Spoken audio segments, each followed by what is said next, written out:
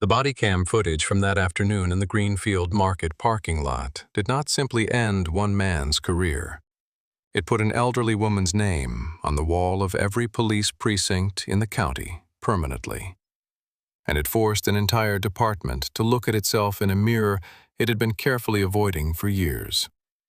But before any of that happened, before the convoy arrived and the phone stopped counting viewers and a son dropped to his knees on burning asphalt, there was just a woman with a cane and a paper sack of peaches, and a stranger who had already decided everything he needed to know about her before she said a single word. This is the story of how Officer Wade Kessler made the worst mistake of his career, and how Dorothy Freeman, 68 years old and 6 days out of open-heart surgery, was the one who decided what justice would actually look like when it was all over. The discharge papers felt heavier than they should have, and Dottie Freeman sat on the edge of the hospital bed for a long, quiet moment before she found the strength to sign her name at the bottom of the last page.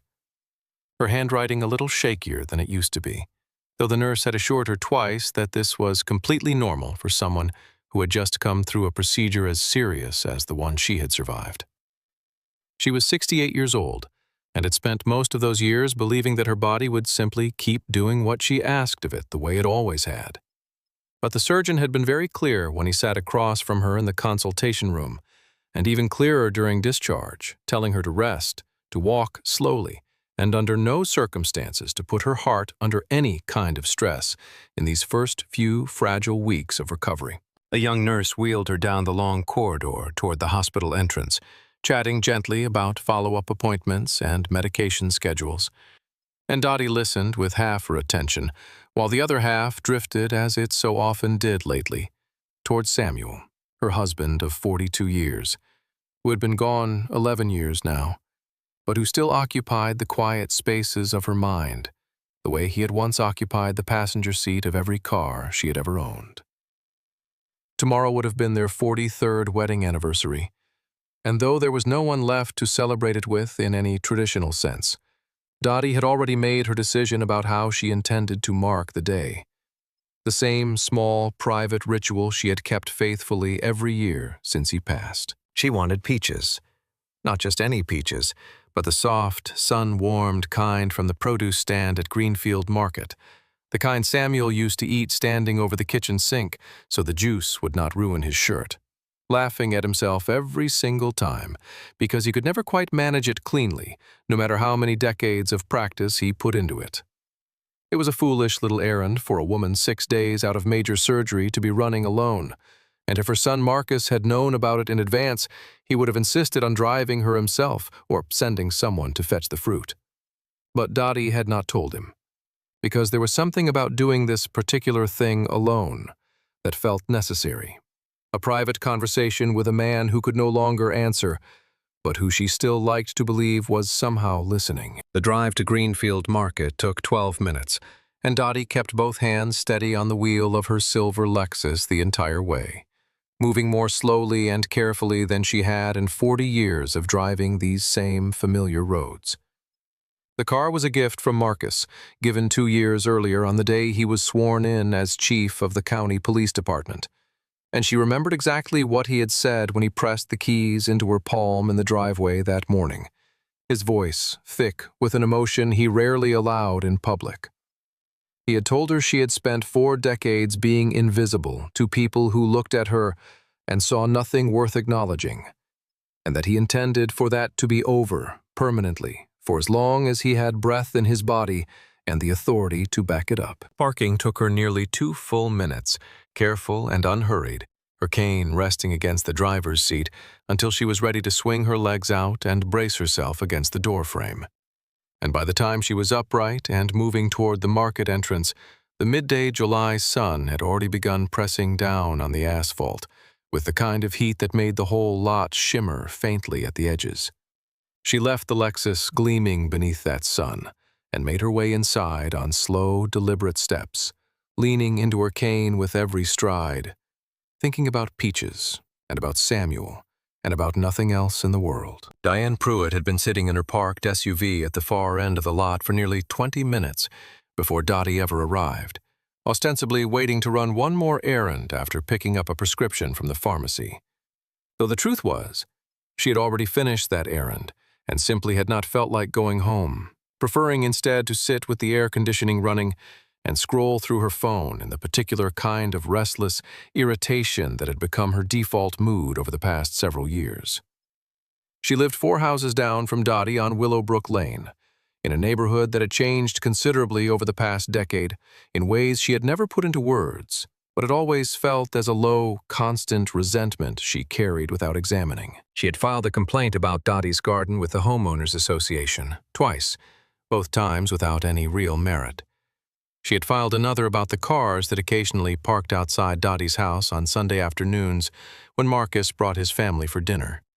Neither complaint had gone anywhere, because there was nothing actually wrong with a well-kept garden or a family gathering, but the quiet sense that something about her neighbor's comfortable, dignified life offended her had never quite resolved itself into anything Diane could honestly name. When she looked up from her phone and saw the older woman climbing carefully out of a silver Lexus leaning on a cane, moving with the slow, deliberate caution of someone recovering from something serious, something ugly turned over in Diane's chest without warning.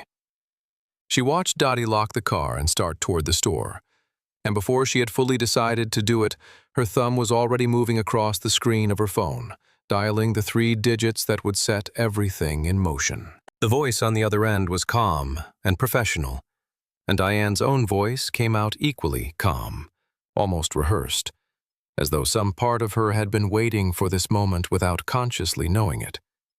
She told the dispatcher there was a theft in progress at Greenfield Market, that a black woman had just gotten out of a car that did not look like it belonged to her, and added that she might be armed, the way a person adds salt to something that does not need it, simply because she knew it would change the flavor of what came next.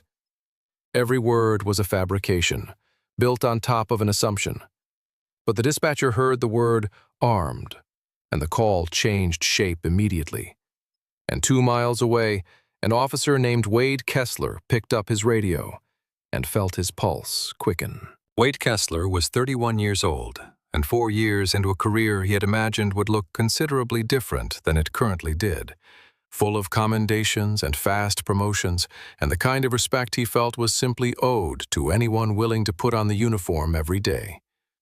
Though in practice, his time on the force had been defined mostly by a slow, grinding sense that he was being passed over for things that should have belonged to him. He kept a running list in his head of every younger officer who had been promoted or commended, while he stayed exactly where he started.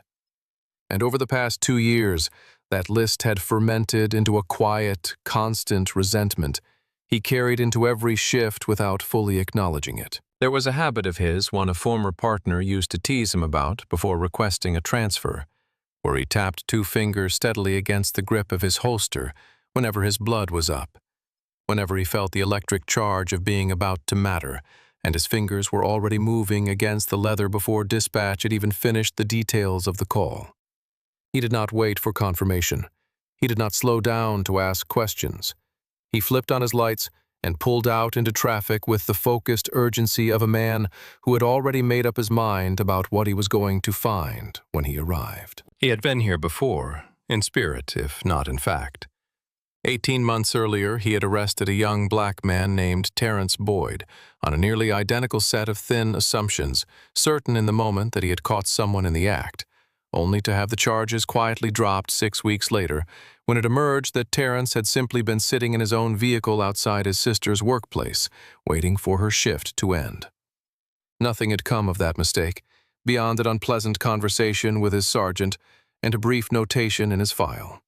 And Kessler had absorbed that outcome not as a warning about the reliability of his own instincts, but as confirmation that the institution generally protected decisive action, which was, in his mind, always preferable to hesitation. He believed in the quiet, unexamined way people believe the things they have never once been forced to question openly, that certain things needed to be earned in visible, legible ways, and that a woman who looked the way Dottie Freeman looked did not belong behind the wheel of a car that looked the way her car looked, and that his job, more than protecting anyone, was sorting the world into the columns he had already drawn in his mind. He had a description: older black female, possibly armed, and in that description he had everything he thought he needed to already know the answer before he asked a single question. His patrol car came in, fast tires shrieking against the asphalt, and he stopped at an aggressive angle, door swinging open before the engine had fully settled. He stepped out with one hand already resting on his holster, and his jaw set, in the way of a man arriving somewhere he has already decided is a confrontation. Dottie had just finished settling 2 bags of groceries into her trunk. A small paper sack of peaches balanced carefully on top so they would not bruise when she heard the siren and turned toward it, confused and squinting into the bright afternoon light. The officer moving toward her was young, and the look on his face was one she recognized from a long distance away, not from this man specifically, but from a particular expression she had encountered at intervals throughout her entire life. Flat and certain, and already finished thinking. She told him this was her car, that she had only been loading her groceries, that a registration was right there in her purse if he would give her a moment to retrieve it. But he cut her off before she had finished the sentence, telling her not to reach for anything and to keep her hands where he could see them. She lifted both palms into the air slowly, fingers spread, and set the grocery bags down on the pavement beside her. The peaches sat in their paper sack, bright orange against the dark asphalt, utterly indifferent to what was happening around them. Kessler circled her with narrowed eyes, looking at the car and then at her, and then back at the car again, as though something in the arithmetic refused to resolve. A small crowd had already begun forming near the store entrance, drawn by the flashing lights and the raised voices, and phones were rising into the air along the loose perimeter of watchers. Among them stood a young man named Elijah Combs, a delivery driver in a wrinkled company polo, who had been walking back to his vehicle when the commotion caught him and would not let him go. He watched the officer circle the elderly woman with her hands in the air, watched her patient, repeated attempts to explain, and felt something cold and recognizable settle in his chest. Then Kessler looked at the Lexus and then at Dottie, and what came out of his mouth next was the kind of sentence that revealed a man completely. He said it loud, loud enough that the people gathering at the store entrance could hear every word of it, telling her that people like her did not earn cars like this one, that people like her always wanted to skip the line that everybody else had to wait in. He said it with a certainty so complete it did not even occur to him to lower his voice. He said it on a body cam that was running. He said it in front of 11 phones that were already recording. And in that moment, he planted the seed of his own destruction without the faintest awareness of what he had done. Dottie absorbed the words the way she had absorbed 1,000 variations of them across the decades of her long life, with her spine straight and her face composed, and her voice, when she finally spoke, no louder than it had been before he said it. Kessler stepped closer, and in a motion almost too casual to seem deliberate, kicked her cane out from beneath her free hand, sending it skidding across the hot pavement and beneath the car parked beside her own, well out of reach. Without it, Dottie's balance became uncertain, and she caught herself against the warm hood of the Lexus, breathing hard as a sudden bloom of pressure spread across her chest, the same pressure her surgeon had described during discharge, though she said nothing of it, yet focused entirely on remaining upright and calm in front of a man who did not appear inclined to extend her either. Elijah could not stay quiet any longer. He stepped forward and called out that she was an elderly woman, that all anyone needed to do was check her ID, and the whole matter would be resolved in 10 seconds.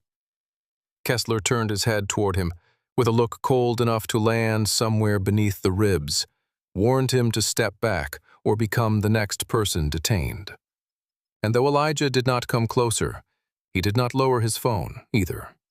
He kept it raised and steady, watching the small red dot in the corner of his screen that indicated strangers somewhere out in the world had already begun to watch. Officer Rene Castillo arrived in a second patrol car only minutes later, 7 months on the force and still young enough to trust what her gut told her.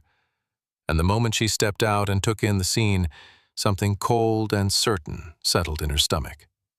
She saw an elderly woman bent slightly over the hood of a gleaming car, a cane lying abandoned several feet away, and a fellow officer standing over her with the rigid posture of someone who had finished asking questions before he asked any of them.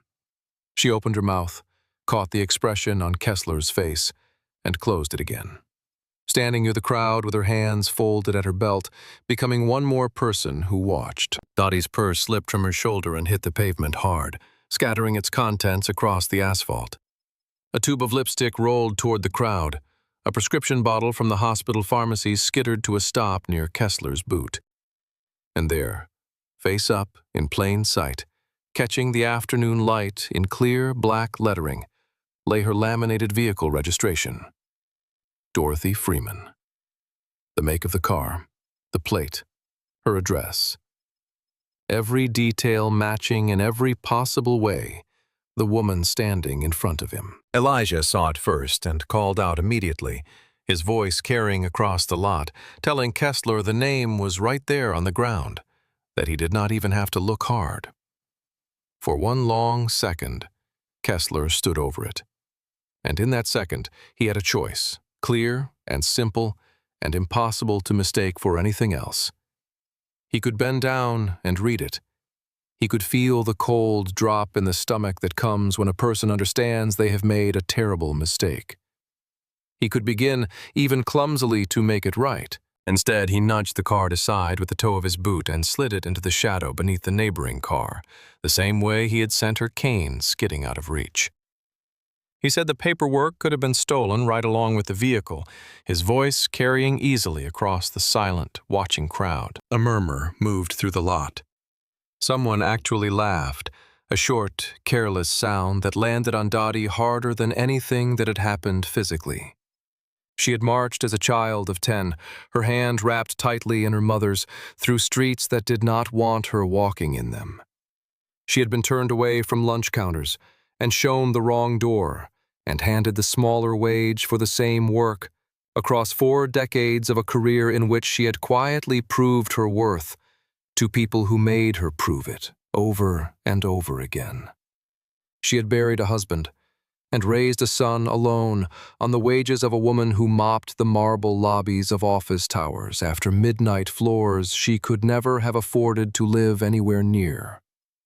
She had spent 60 years accumulating the quiet evidence of a life fully, honorably lived. And here, in a sunny parking lot with her peaches scattered at her feet, a stranger had decided in 90 seconds that none of it had ever counted for a single thing.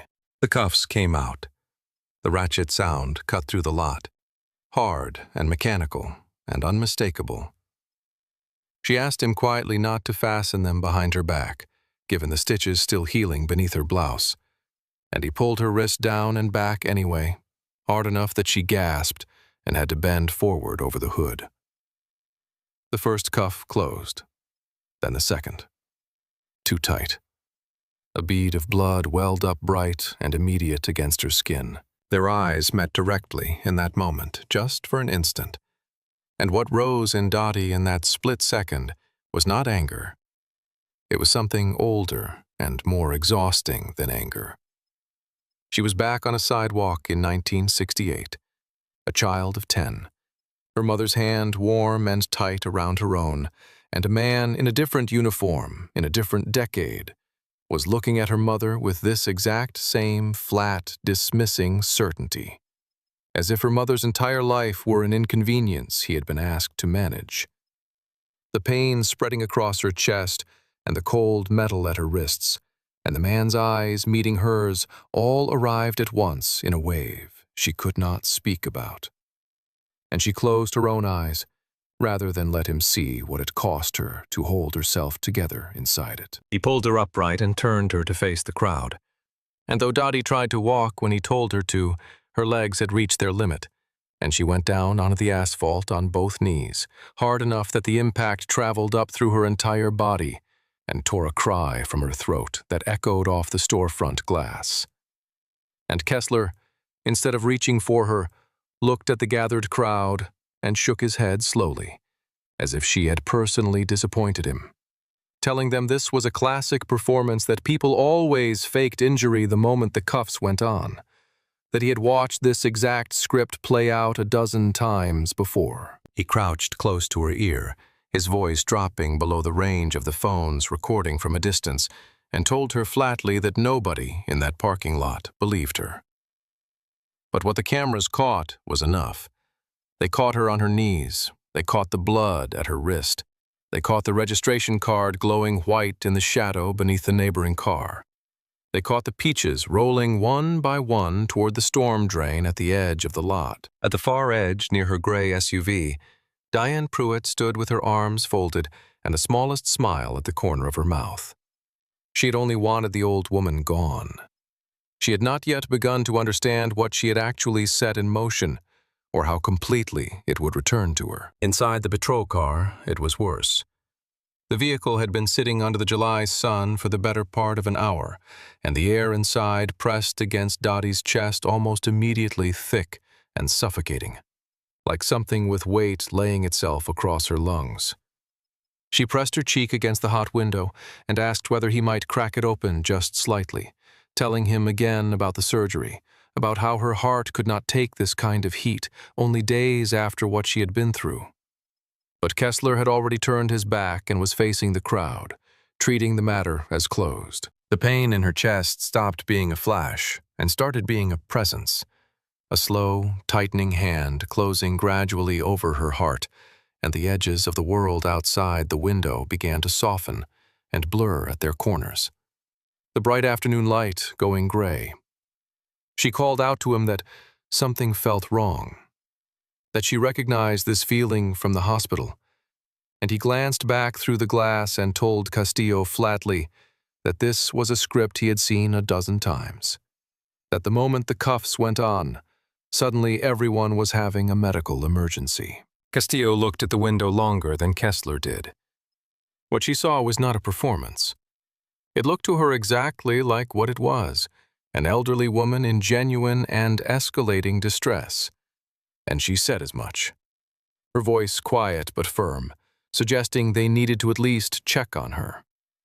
Kessler said her name, like a door slamming shut, reminded her of his seniority on the scene, and told her to stand down. And once again, despite everything coiling unpleasantly in her stomach, Castillo did exactly that. A decision she would spend a great many nights turning over in her mind afterward. Dottie pressed her face against the glass, and in the dark, behind her closed eyes, found the 10 digits waiting for her exactly where she had left them, steady and certain, known better than her own birthday. She said she wanted her phone call not at the station now, and she said it with a calm that carried more force than shouting could have managed.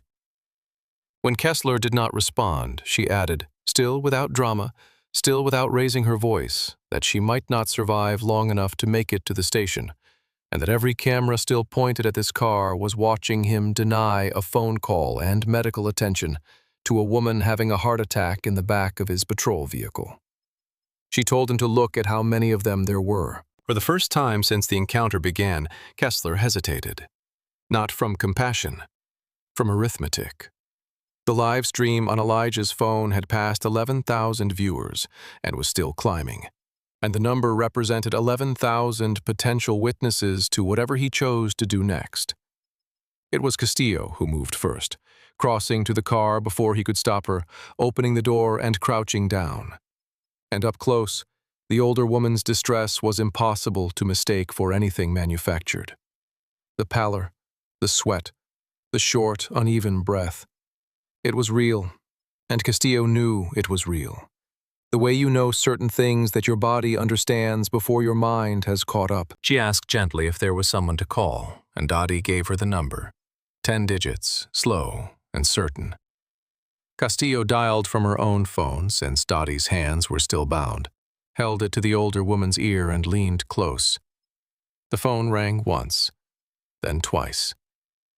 Elijah moved a few steps closer, his camera still raised, sensing, without being able to explain it, that the air around the scene had shifted in some fundamental way. On the third ring, the line connected, and a man's voice answered warm and clearly in the middle of something.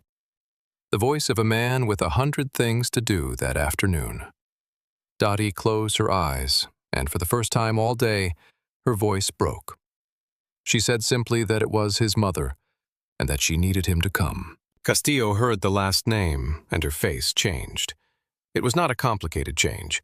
It was the specific change that happens when something you thought was one thing becomes, in the space of a single word, an entirely different thing.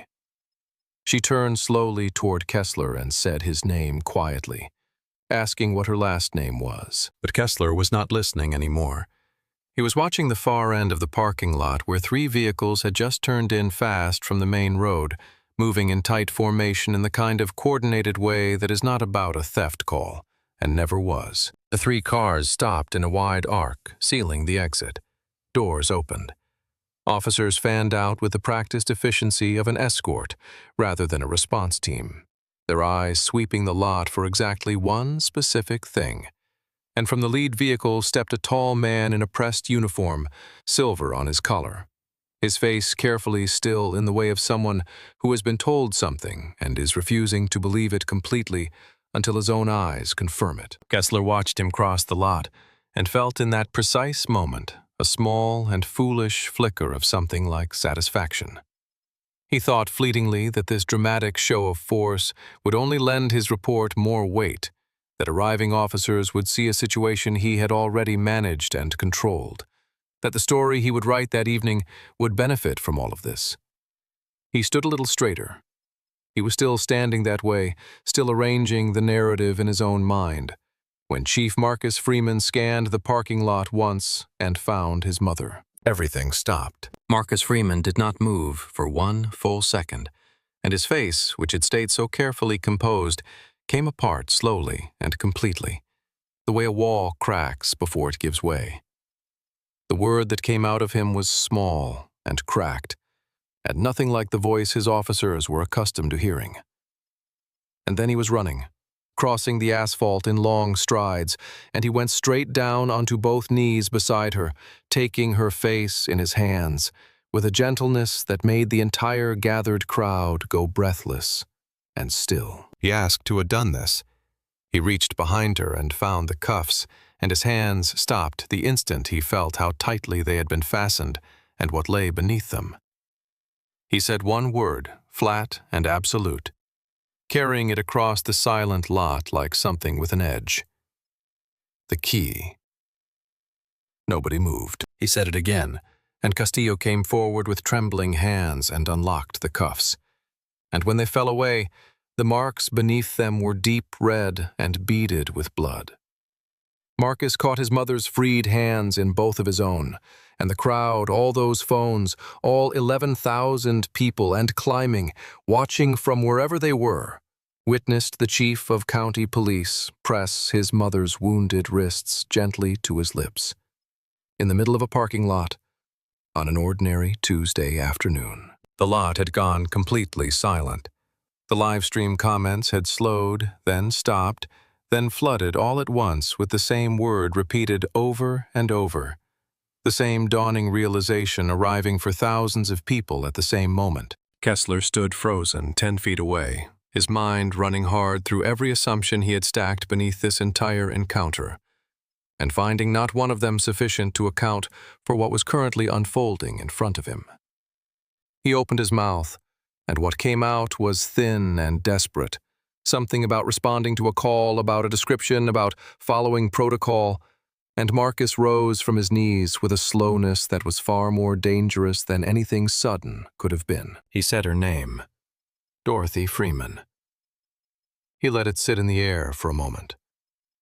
He told Kessler she had raised him alone in a 1-bedroom apartment on Crescent Street after his father passed, working nights cleaning office lobbies, on top of her regular hospital shifts, so that he could have shoes that fit and books for school. He told him she had come home some mornings past 2 a.m. with her back bent and her hands cracked, and had never once let him see her weep about any part of it. He said that the car Kessler had decided she could not possibly own was one he had purchased for her himself, the first thing he did after being sworn in as chief, because he had made her a promise that she would never again spend a single day invisible to people who looked at her and saw nothing worth seeing. He told Kessler that he had been standing over her registration card for 20 minutes and had chosen to kick it into the shadows rather than read it. That a man in a delivery uniform, a stranger with nothing to gain and nothing protecting him, had been the only person in this entire parking lot to say something out loud, while dozens of others watched in silence. Then he relieved Kessler of his badge and his weapon on the spot, pending a full investigation, and turned his attention to the edge of the lot where a woman near a gray SUV was moving quietly and quickly in the direction of the exit. He told 2 officers not to let her leave. Diane Pruitt stopped when the officers reached her, and her face arranged itself immediately into the expression of someone who had done nothing that required explanation. She said she had simply reported something suspicious, that this was her right as a citizen, that she did not see what exactly she had done wrong. Marcus told her she had reported a woman as armed and dangerous to police dispatch. He asked whether she had seen an arm. She had not. He asked whether she had seen anything broken into. She had not.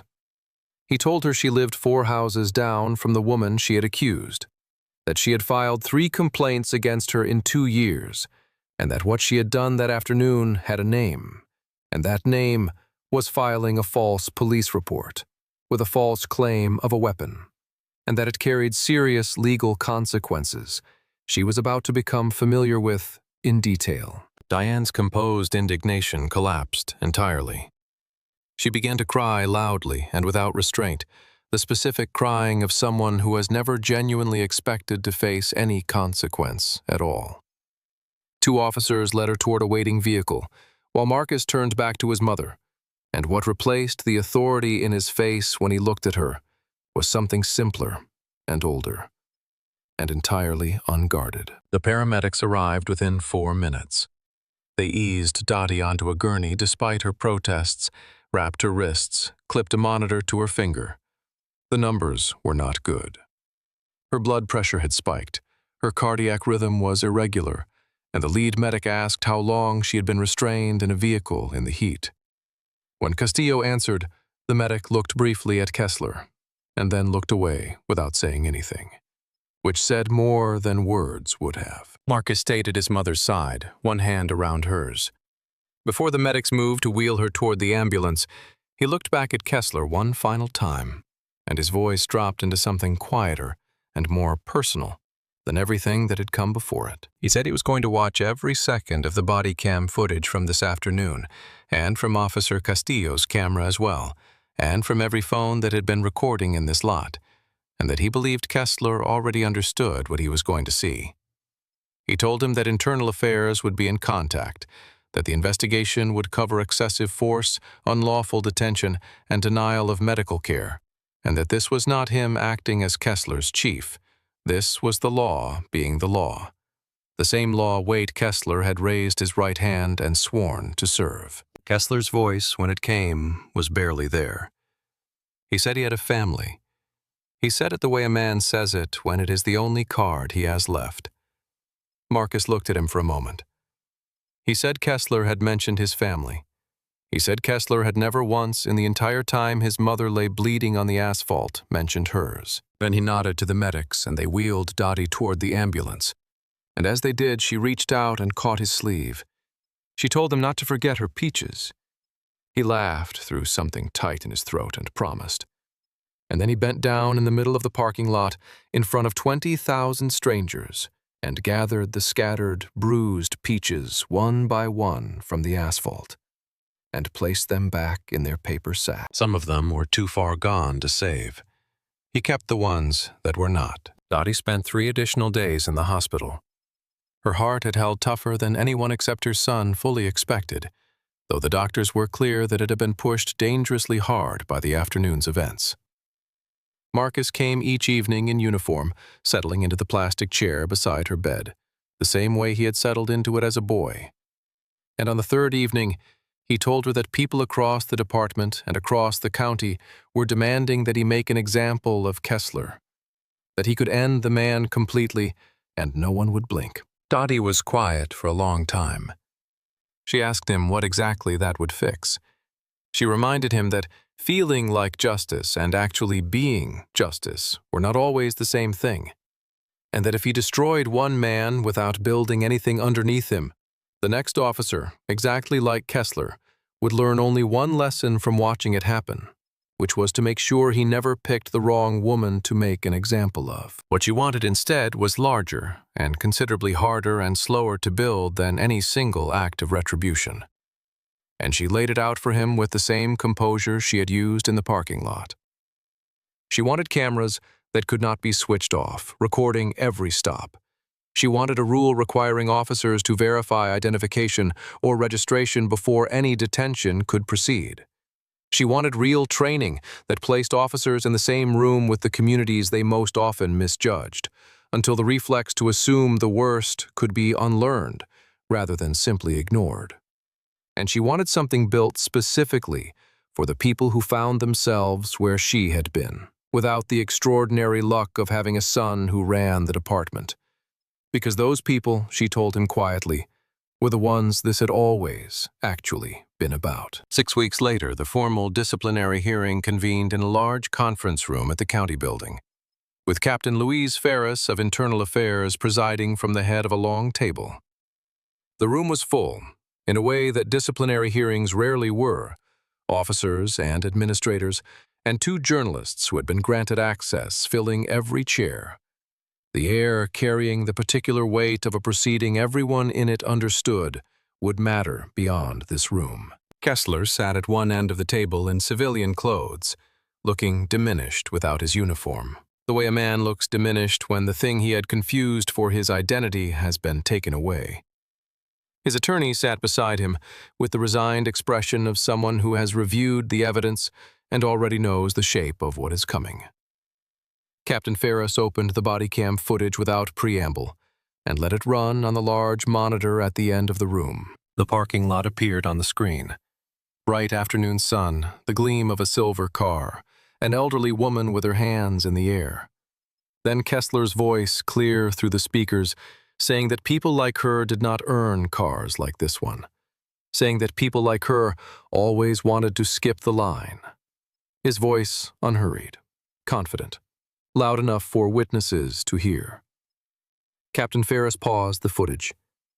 She looked down the table at Kessler and asked very quietly whether that was his voice. Kessler said nothing. She asked again. He said yes. She asked whether he had read the registration card lying on the ground at his feet before making that statement. He had not. She asked whether he had run the plate on the vehicle. He had not.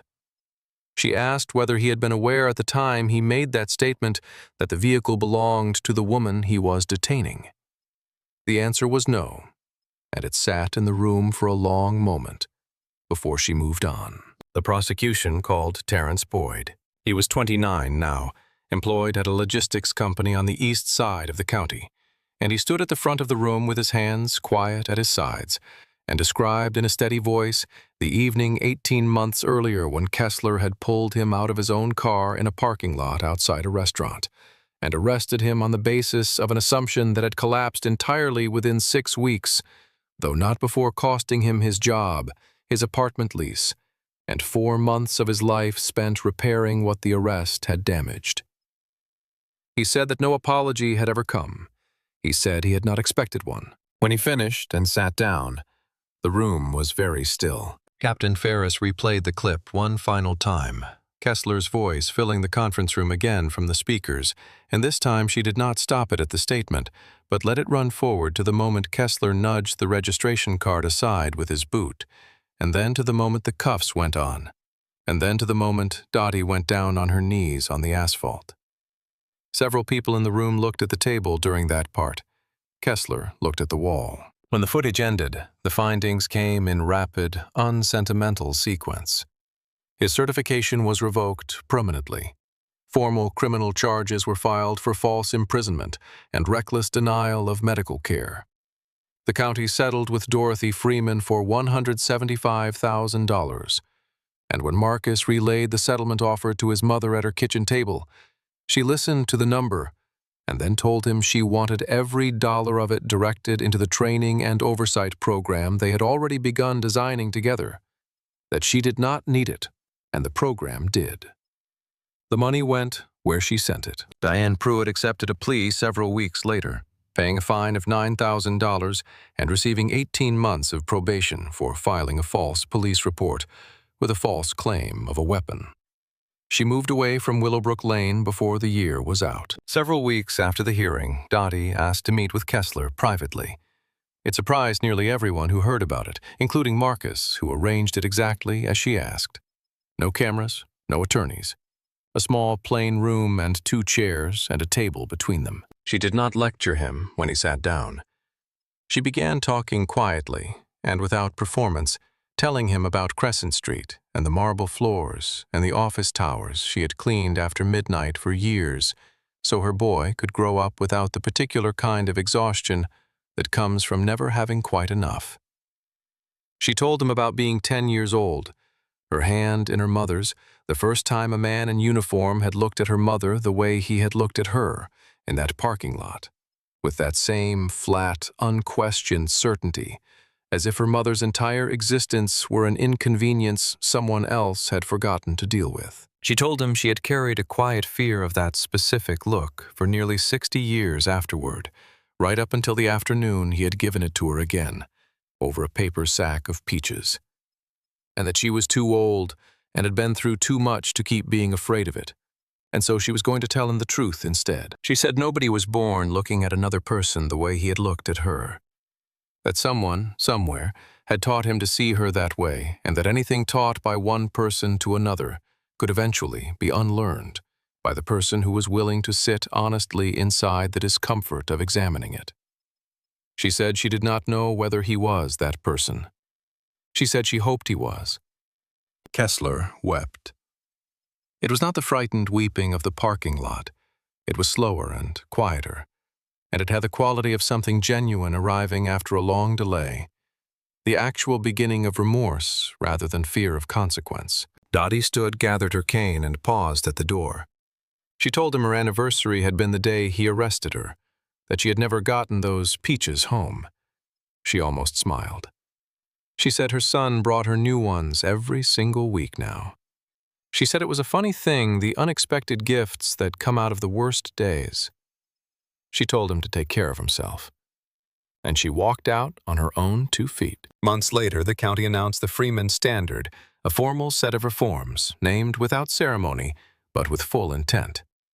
Always-on body cameras for every officer during any stop, with no exception. A mandatory verification step requiring identification or registration to be confirmed before any detention could legally proceed.